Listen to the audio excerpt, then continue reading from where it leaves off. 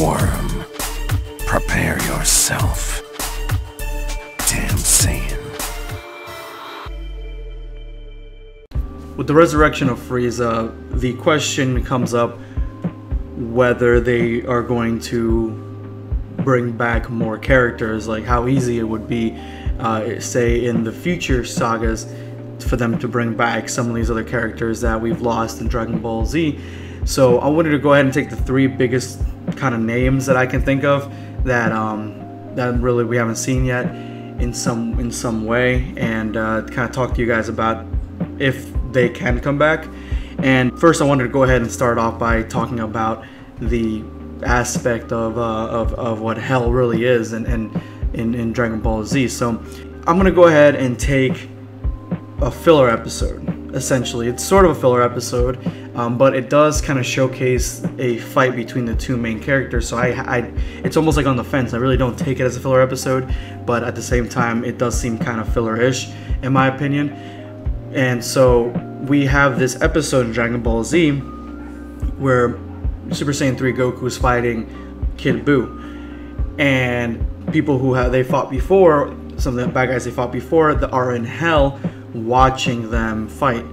So in hell, it's almost like they have a huge, huge TV watching the fight, and down there you've got Cell, you got King Cold, you had Frieza there for the time that he was there, the entire Ginyu Force. If I recollect, I think that's about it. And then you had Babidi. Those are the characters that were down there in hell watching the fight. This episode that even still showcased the fight between Kid Buu and Goku, I'm taking this episode, is canon. So we see hell in there, and we've seen hell before earlier in Dragon Ball Z when Goku first goes to the other world and he has to race those ogres or whatever. So, and we see those same ogres inside that same episode as well. So why are there two different types of hell? Well, let me go ahead and explain my perception of what hell is in the Dragon Ball universe. So we get basically the base hell. So we see all these characters kind of mixed together, talking to each other and everything like that. So there's a part in the episode where Goku goes to see Frieza that he states that King Yama is getting annoyed by Frieza because Frieza hasn't, I believe he says, hasn't accepted his fate or hasn't crossed over yet. So he's basically been stuck there, and that makes sense seeing as how Frieza was there to begin with. Frieza's very stubborn, so he didn't accept his fate, he didn't cross over, so they put him in that specialized sort of purgatory style hell where it's Earth's hell. They put him there, left him there, but then he got resurrected. So for him to be killed again, it probably would take much longer for him to kind of feel like he wants to cross over. On top of there being a base hell where every character goes to, there's also these specialized hells on different planets that you can kind of send the souls that don't want to cross over, and then they get tortured there. That's why Earth's hell looks like that. And even Frieza states that he can destroy Earth and destroy Earth's hell.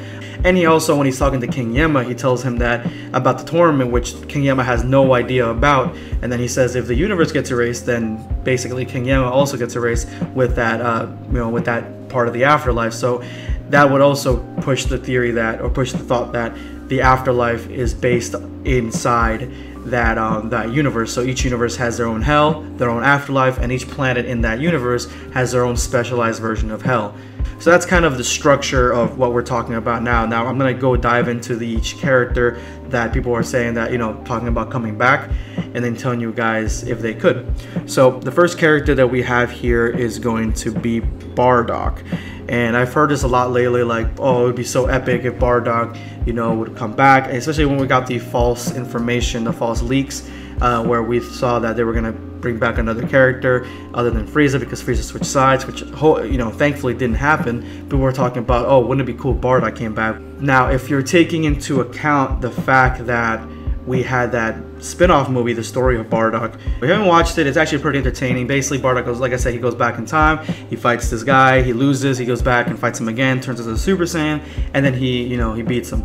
So the movie's really good, but it's iffy whether I want to make this canon or not. But say if Bardock got killed by the supernova and then the planet was destroyed, well, that's two things. First of all, the planet Vegeta's hell is incinerated when the planet gets destroyed, so there's no hell to send him to. And then when we saw the whole vision of hell in that episode in the Majin Buu saga, we don't see Bardock there. So it is very possible that Bardock is one of those characters that crossed over relatively early. And now if he did get blasted back in time and was in the very early stages of Planet Vegeta's development, then can't bring him back because of the fact that he's lost into history. You can't bring him back from the dead. So, you know, Bardock's one of those characters that I don't think we'll ever really see a return of unless we see a return of him in Dragon Ball Xenoverse. So the next character I wanted to go ahead and talk about is going to be Cell. And for me, I would love to see Cell back. It's not like he would have very interesting character connections like Frieza did, like that to that level of degree of interesting, but he's extremely powerful, and he's actually, you would think that he'd have more potential than Frieza anyway to become even more and more powerful. But we did see Cell in the afterlife of the Universe 7's Hell, but then we don't see him, you know, we don't see him in Earth's Hell. Essentially, Frieza and Cell were both in the universe's hell at the same exact time, but yet only Frieza was in Earth's hell because he refused to cross over. Now, I'm not trying to get too meta into it where it's like, oh no, there's different types of versions of Earth's hell and each one's in a different part because that one's specialized for Frieza and this and that, even though that could be a possibility and maybe we'll figure out later on, but we probably won't.